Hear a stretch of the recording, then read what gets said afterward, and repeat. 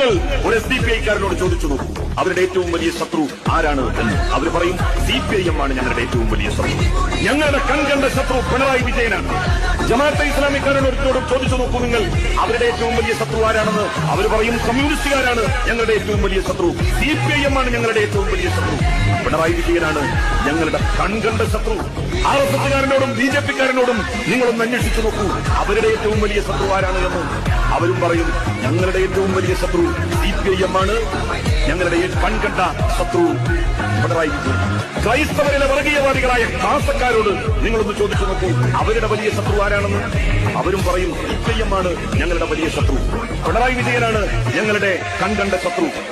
ഒരേ സമയം മുസ്ലിം വർഗീയവാദികളുടെ, ഹിന്ദു വർഗീയവാദികളുടെ, ക്രിസ്ത്യൻ വർഗീയവാദികളുടെ ശത്രു പട്ടികയിൽ CPIM ഉൾപ്പെട്ടിട്ടുണ്ടെങ്കിൽ കമ്മ്യൂണിസ്റ്റ് പാർട്ടിയുടെയും CPIM-ന്റെയും പ്രവർത്തകരെ നിങ്ങൾ അഭിമാനം കൊള്ളുക.